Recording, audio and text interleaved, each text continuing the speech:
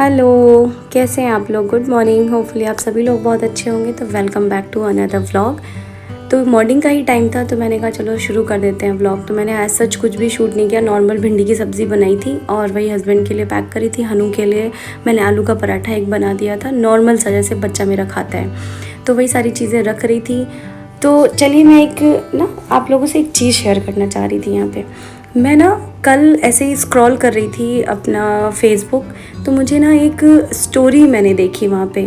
तो स्टोरी क्या थी, उस पर लिखा हुआ था कि एक बच्चा अपनी माँ के कब्र के पास आकर के बैग उसके कब्र के ऊपर फेंक करके वहीं लेट जाता है कब्र के ऊपर और कहता है कि माँ अब बहुत सो चुकी, उठ जाओ अभी, क्योंकि मुझे सभी स्कूल में डांटते हैं, मेरी क्लास टीचर, मेरे टीचर्स, कि ना तुम ढंग से तैयार होके आते हो, तुम्हारी माँ कितनी लापरवाह है, ना तुम्हें ढंग से तैयार करती है, ना ही तुम्हें ढंग से तुम्हारा होमवर्क करवाती है। पापा जो हैं बाहर रहते हैं तो कोई और मेरे पे ध्यान देता नहीं है। पापा रात में जब आते हैं तो जल्दी जल्दी खाना पका करके जो होता है, जो जैसा होता है, खिला करके मुझे सुला देते हैं। और सुबह उठ करके जब मैं स्कूल जाता हूँ तो मैं खुद से तैयार होता हूँ। तो पता है ये कहानी जब मैंने पढ़ी तो मुझे बहुत दुख हुआ। सच में जो ये माँ वर्ड आता है ये दुनिया का सबसे स्ट्रॉन्ग वर्ड है। सबसे स्ट्रॉन्ग वर्ड माँ का होता है। पता है आप माँ बोलते हैं तो आधा दर्द तो आपका ऐसे ही ख़त्म हो जाता है। मैं शेयर इसलिए कर रही हूँ क्योंकि सच में ये बहुत लाइन मुझे टच हुई, इसलिए मैंने यहाँ पे शेयर किया। मेरी आंखें भर आई, गला भर आया। बट ये जो माँ शब्द है मैं भी उस शब्द को जी रही हूँ। मैं भी दो बच्चों की माँ हूँ। तो जब कभी मैं ये सोचती हूँ कि कभी मेरे बच्चों को ये दिन ना देखना पड़े तो बहुत दिल दम दहल सा जाता है, क्योंकि हमने अपना बचपन जो है बिना माँ के गुजारा है। 1999 में मेरी माँ की डेथ हो गई थी। तब से हम लोग अकेले, मेरी बहनों ने, मेरे से 3 बहनें बड़ी थी। छोड़ो ये सब बात, चलिए आगे बढ़ते हैं। तो यहाँ पे जो मेरा डेली रूटीन है, मॉर्निंग, ये मेरा जो व्लॉग है वो मॉर्निंग से नाइट तक का मैंने शूट किया है। मैंने कहा आज फुल डे व्लॉग आपको दूंगी। तो एज सच मैंने कुछ भी नहीं शूट किया दिन का, बस थोड़ा बहुत साफ़ सफाई दिखाया। अविका के लिए जो बनाया था, नहाने गई, नहा के आई तो कुछ थोड़ा बहुत दूध गर्म किया, दूध वाले भैया आ गए थे। फिर मैंने अपने लिए 2 रोटी सेकी थी, वही मैंने खा ली थी। और बस यहाँ पे जो छोटे मोटे बर्तन पड़े थे मैंने कहा कि लाओ वो भी धुल के हटा देती हूँ। अभी मेरी हाउस हेल्प नहीं आई थी और हनु के आने का टाइम 1 घंटा बचा था, तब तक वो आ गई थी। तो आज जो है मैंने 2 दिन से वो लेट हो रही, क्योंकि उनको कुछ है प्रॉब्लम, तो इस वजह से वो लेट हो रही थी। तो बस उस चक्कर में मेरा घर का आज काम बचा हुआ था, बच जा रहा था। तो यही सब है। और पता है मैं सोचती हूँ कभी कभी फ्री होके बैठूंगी, बट पता है मैं फ्री नहीं बैठ पाती हूँ। मुझे जैसे गंदगी दिखती रहती है तो मैं उसको साफ़ करते हुए चलती हूँ। तो वो मैं खुद ही अपने आप को बिज़ी कर लेती हूँ।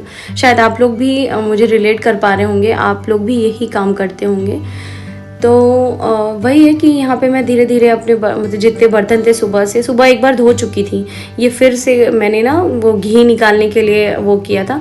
और एक चीज़ पता है, मैं पिछले 5 दिन पहले की बात बता रही हूँ, मैंने घी निकाला था और वो घी नॉर्मल करने के लिए फ्रीज़र से मैंने बाहर रखा, उसको मैंने ब्लेंड किया वो एकदम पानी जैसा हो जा रहा था। फिर मैंने अपनी बहन से पूछा कि बताओ ये क्यों हो रहा है, तो बोलती आइस डाल दो। फिर मैं आइस डाली तो वो और पतला हो गया। फिर मैंने उठा के उसको, गुस्से में मुझे लगा इसको फेंकना ही पड़ेगा, तो मैंने उसको उठा के अंदर रख दिया फ्रिज में। फिर उससे मैंने बोला तो मेरी बड़ी दीदी बोलती फ्रीज़र में रखो, फ्रीज़र से निकाल के तुरंत ब्लेंड करना तो वो हो जाएगा। तो थैंक गॉड फ्रीज़र से निकाल के जब मैंने उसको ब्लेंड किया 4 दिन बाद, वो सच में वो 4 दिन से वो प्रोसीजर में कर रही थी कि मैं आपको क्या ही बताऊँ।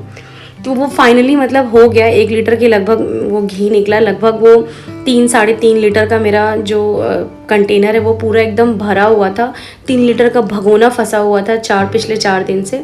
तो वही सब धुल उल के मैंने रखा। और अविका को सुलाने के बाद हाउस हेल्प आ गई थी, तो मैंने उनके साथ साथ ही अपने घर की क्लीनिंग कर ली।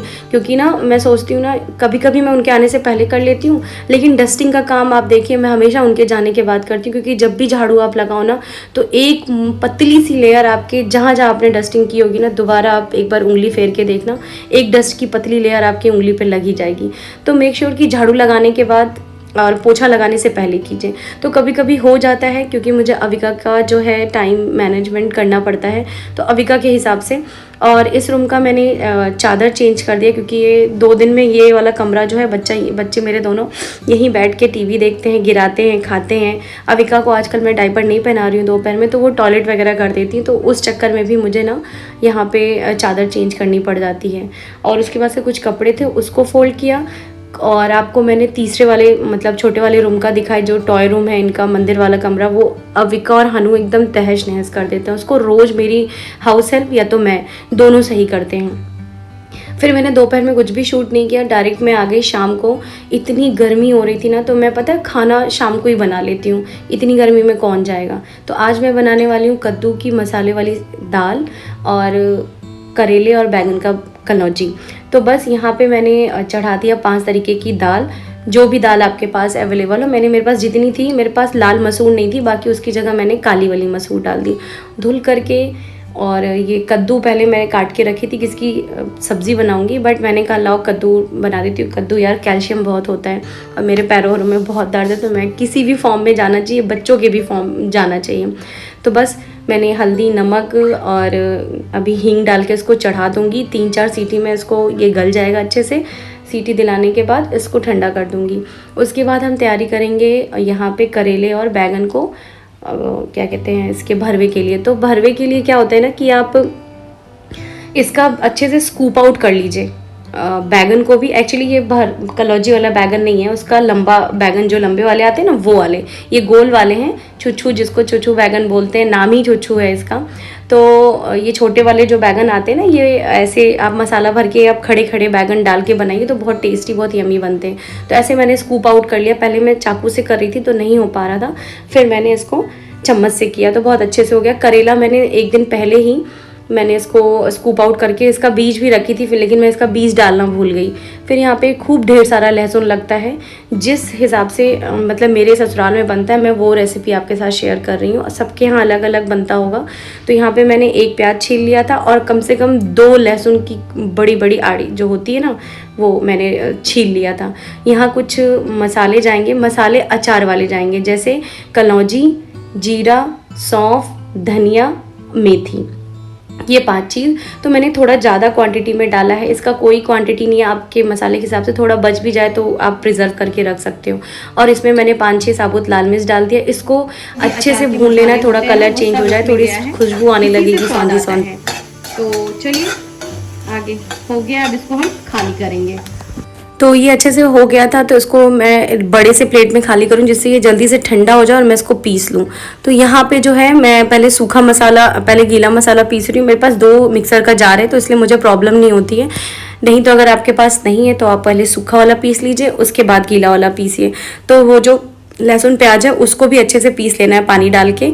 फिर मैंने एक लोहे की कढ़ाई में, छिछली कढ़ाई आप लीजिएगा, जिसमें आप आराम से ना बैगन और उसको अच्छे से पलट पलट करके वो कर सकें। तो इसमें मैंने तेल डाला, हींग डाला, वही प्याज का मसाला डाल दिया, इसको अच्छे से भून लेना है। और ये मैं दिखा रही हूँ, इसको मैं अब पीसने जा रही हूँ, ठंडा हो गया था। अब इसमें कुछ सूखे मसाले जाएंगे और इसको मतलब भून लेना, इसकी एकदम खुशबू जो एकदम आती है ना लहसुन प्याज की, वो रॉनेस जैसी, वो एकदम हट जानी चाहिए।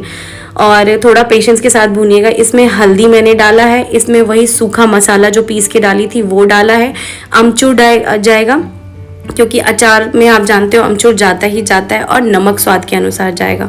और इसमें कुछ भी मसाला नहीं जाएगा, क्योंकि इसको बहुत ज़्यादा भूनने की ज़रूरत नहीं है। इसको निकाल लीजिए, थोड़ा सा इसको ना 55-60% इसको ठंडा हो जाने दीजिए, एकदम ठंडा मत हो जाने दीजिएगा, वरना इसका मॉइस्चर जो है उड़ जाएगा। तो आप फिर इसको, आपको फिर से हल्का सा पानी के छींटे डाल के सुखाना पड़ेगा तेल कढ़ाई में डाल के। तो इसको मैं आराम से सब भर लूँगी। बैगन को ना, जो बैगन को मैंने स्कूप आउट किया था ना, उसका अंदर का बीज, वो देखिए करेला भरने के बाद वो भी इसमें मैंने मिला दिया है। और अब बैगन में भर करके उसको, तो इसको भी मैंने भर लिया अच्छे से। और यहाँ पे ना एक ब्लेंडर हो गया। ब्लेंडर मतलब पहले मैंने सोचा ना कि ये मैं टूथपिक के साथ इसको मैं सब प्रिक कर करके कढ़ाई में भून लूँगी, बट कहते हैं ना फ्लॉप शो, वही हो गया यहाँ पे। मेरा जितना प्लान था वो धरा का धरा रह गया, पानी फिर गया, फ्लॉप हो गया शो। तो यहाँ पे लास्टली जो हमारा देसी जुगाड़ है ना, धागा, तो धागा लपेट लपेट के ही मैंने रखा, जिससे मसाले जो है ना मतलब बाहर की तरफ ना आ पाए। तो उसी कढ़ाई में जिसमें मसाला हमने बनाया था उसमें मैंने तेल डाला। सफिशिएंट तेल डालिएगा, क्योंकि इसको अलट पलट करके कम से कम 10 मिनट तो आपको भूनना ही पड़ेगा। तो इसको मैंने सब अच्छे से डाल दिया। अब मैं इसको ढक करके 5 मिनट एक तरफ से 5 मिनट एक तरफ से भून करके उतार लूँगी। और क्या मज़ेदार बना था, एक बार बनाइएगा ज़रूर। उसके बाद से चलिए दाल को भी तड़का दे देते हैं, मसाले वाले दाल को। तो सबसे पहले तेल डाला है कढ़ाई में, उसमें थोड़ा सा जीरा और हींग डाला है, लाल मिर्च को तोड़ के डाला है, तेज पत्ते को तोड़ के डाला, और कोई मसाला नहीं जाएगा, मतलब खड़े मसाले इसमें। फिर मैंने प्याज डाल दिया। प्याज को अच्छे से भुन जाने दीजिएगा। यहाँ मैंने 1 चम्मच भर के, बड़ा चम्मच, मैंने लहसुन अदरक का पेस्ट डाला है। फिर उसके बाद उसको चलाने के भूनने के बाद इसमें कुछ सूखे मसाले डाले हैं, जैसे हल्दी, लाल मिर्च, जीरा पाउडर, धनिया पाउडर और मीट मसाला। आज मैंने चिकन मसाला नहीं डाला है, ना कोई गरम मसाला डाला है, इसमें मीट मसाला डाला है। और जो आप पाउडर डालते ना, काश्मीरी लाल मिर्च मत डालिए, तीखा लाल मिर्च डालिए, क्योंकि कद्दू ऑलरेडी मीठी मीठी सी आती है, तो थोड़ा चटपटा तीखा बनाना ही पड़ेगा आपको। नमक डालने के बाद तुरंत मैंने टमाटर डाल दिया, उसको भी एकदम मशी होने तक, बढ़िया से तेल जो है सेपरेट आउट हो जाए तब तक आपको भून लेना है। फिर दाल डाल के उसकी कंसिस्टेंसी जो है बराबर रख करके, जितनी चाहिए गाढ़ी पतली उस हिसाब से इसको चढ़ा दीजिए। तब तक एक उबाल आ जाए, क्योंकि आपने थोड़ा सा कच्चा पानी भी डाला है, तो एक उबाल आना ज़रूरी है। मैंने धनिया पत्ती डाल करके, मेरे दाल में बॉयल आ चुका था, धनिया पत्ती डाल करके मैंने इसको पका लिया है। तो बचा है चावल और रोटी। तो हस्बैंड ने कहा था कि रोटी मत बनाना, तो चावल से काम हो गया था। फिर देखा जब जा कर के कि बारिश इतनी अच्छी बारिश हो रही थी ना, मेरे दोनों बच्चे नहाने के लिए, मैंने कहा जाओ नहा लो यार। पूरी मतलब बौछार आ रही थी, नहाएंगे क्या, बौछार, मेरे बालकनी में उतनी तेज़ बारिश का पानी नहीं आता है। तो दोनों खेल रहे थे बालकनी में, मुझे खुद को बहुत अच्छा लग रहा था जो पानी के छिट्टे आ रहे थे ना। उसके बाद से हस्बैंड आ गए थे, तो उन्होंने बोला आज मुझे ना चाय पिला दो, क्योंकि थोड़ी सी उनको प्रॉब्लम है, कुछ है मतलब प्रॉब्लम इन द सेंस ऐसा नहीं, वो चीनी वाला चाय छोड़ दिए हैं, नहीं पीते हैं, तो इसलिए मुझे ना, तो आज बोलते हैं थोड़ी सी मीठी चाय मुझे दे दो, हल्की मीठी। तो आजकल मैं ना गुड़ वाली चाय अपने लिए बनाती हूँ, तो वही गुड़ वाली चाय मैं बना रही थी। तो यहाँ पे सारे मसाले डाल के मैंने 1 2 3 लौंग, 1 छोटी इलायची, काली मिर्च, तुलसी का पत्ता और अदरक को डाल दिया है। और यहाँ पे मैं जब सारी चीज़ अच्छे से पक गई है, तो मैंने गुड़ डाल करके इसको पका करके इसको छान लिया है। तो गुड़ डालने से पहले देखिए, आप ध्यान दिए होंगे, मैंने ना यहाँ पे फ्लेम को बंद कर दिया है, क्योंकि अगर आप गुड़ मतलब आंच पे बनाएंगे, अगर बर्नर जो है जलता रहेगा ना, तुरंत फट जाएगा, तुरंत, आप रोक ही नहीं सकते उसको फटने से। तो यहाँ पे बना ली थी, और क्या ज़बरदस्त चाय बन रही है, आजकल मज़ा आ जा रहा है, आप लोग भी पी लीजिए। तो यहाँ लगे हाथ में ना, बच्चों की भी दूध साइड में आपने देखा होगा, मैंने हल्दी वाला दूध ठंडा करने को रखा था, बॉयल करने। हेलो, गुड इवनिंग, कैसे हैं आप लोग? होपफुली आप सभी लोग बहुत अच्छे होंगे, तो मैं भी बहुत अच्छी हूँ। Welcome back to the channel. तो बस थोड़ी लाइटिंग की प्रॉब्लम है यार, वो लाइट ना ख़राब हो गई है। रिंग लाइट तो मंगवाया है, बट उतनी अच्छी मतलब ना उसका स्टैंड अच्छा नहीं है। तो देखिए अभी मैंने बर्तन धुले हैं, खाना लगभग हो गया, सिर्फ चावल और रोटी बननी बाकी है, और फिर से इतना बर्तन हो गया है, बच्चों ने दूध पी लिया है।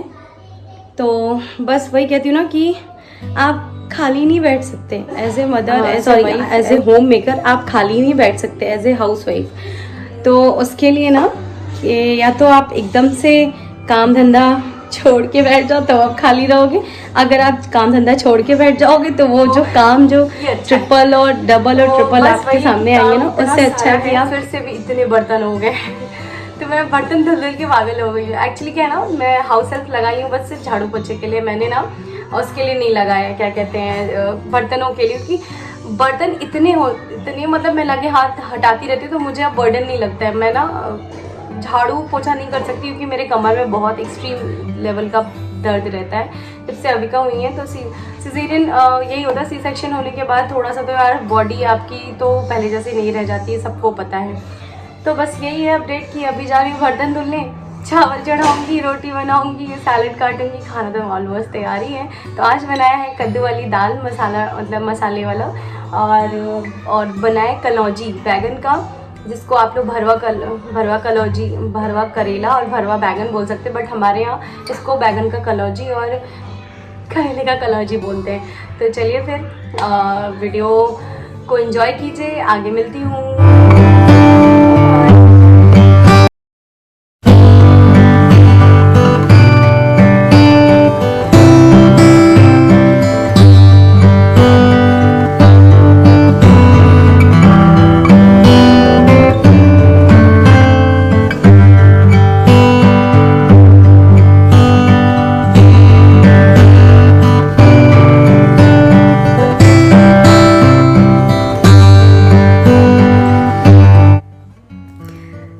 आपको मेरी जो कहानी मैंने सुनाई वो आपको कैसी लगी ज़रूर बताइएगा। और आज की डिनर थाली ये है कलौजी बैगन का और करेले का, दाल चावल सैलेड, यही था। आइए आप लोग भी खा लीजिए, बहुत यमी बनी थी यार, बहुत यमी। मेरे हस्बैंड को तो बहुत अच्छी लगी। मैं अपना चॉइस बता सकती हूँ, बनाना ना बनाना आपके ऊपर, लेकिन एक बार ट्राई ज़रूर दीजिएगा और मुझे बताइएगा। Hope you all like my video. एक बार ट्राई ज़रूर दीजिएगा और मुझे बताइएगा। Hope you all like my video. So please do like and subscribe my channel. Bye bye.